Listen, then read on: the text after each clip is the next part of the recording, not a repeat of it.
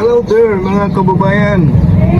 Share ko lang sa inyo ang gagawin change oil ng ating sasakyan pag natin day time change oil kasi sa mga major factor na dapat natin ginagawa sa sasakyan natin to maintain the good performance ng ating sasakyan. Kailangan on time pag-change oil natin. Pwede sa YouTube nyo, kung ngayon 6 months ba, 3 months or every 5,000 kilometer lang, kailangan natin before that, bago tayo magpatuloy, nangyari po sana, please favor to subscribe to our channel and press the bell kayo sa bago nating content. Salamat po. At ito nga, share ko sa inyo ano ba mga kailangan. Of course, pag mag-change oil tayo, kailangan natin palitan oil filter. So, ang oil filter na pit o akma sa ating sasakyan, which is Transformer Suzuki Minivan. So, alam natin pag Transformer Suzuki Minivan galing sa Japan. Surplus, ika nga. Pero malaking tulong siya, no? Sa mga bata kay school, gamit namin, umisis sa pangkakalengke. Malaking tulong siya, malaki na naman ang space na kaya niya i-provide. So, ito nga, meron tayong oil filter here. Ang brand niya ay Bic C110. Sa ngayon, January 30, 2025, ang presyo niya sa ngayon, dito ko lang ito nabili sa akin, ito sa Mulok, sa Cotabato, is 185 pesos. So, this oil filter, isa sa mga kailangan pag nagpa-change oil tayo. Okay? Another here guys, ang engine oil. So, available ngayon, na nabili ko sa market, is Valvoline high mileage 10W40. So, 3 litro nito, gasoline. Pero depende pa rin po sa inyo, no? Plastic oil ang gagamitin mo. Ito, synthetic po ito, Valvoline engine oil 10W40, which is fitted sa ating sasakyan.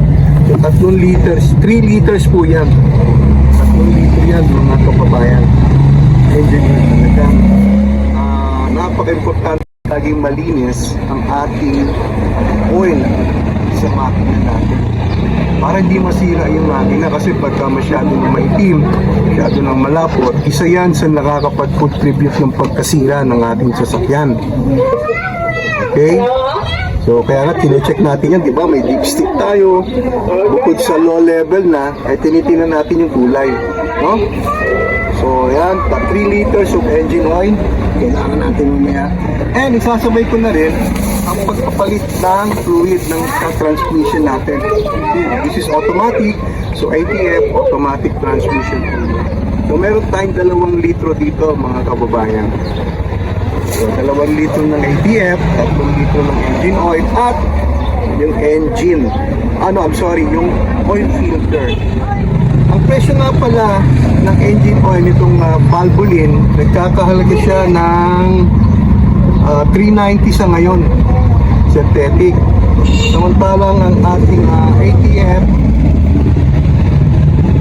oil, synthetic din ito, synthetic, is 350. So 390 yung engine oil sa ngayon, at 350 naman itong SIC, no? SK SIC ATF synthetic para sa transmission. Well guys, mamaya share ko naman sa inyo paano naman yung actual demonstration ng pag-change. So yan po yung mga mga kailangan pag tayo po ay nagpapag-change. So yan lang po muna. Salamat po sa oras ng panonood.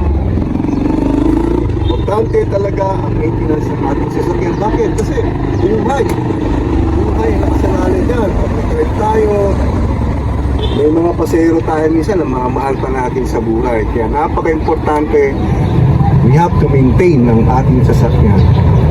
Okay, para sa mga iba pang video, no, na helpful, mga safety tips, pwede niyo pong tingnan yung iba pang mga videos sa ating channel.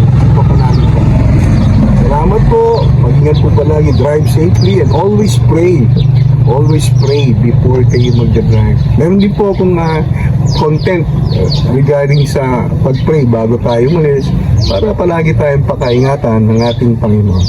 So yun lang po. Maraming salamat. Bye-bye. God bless. Bye-bye.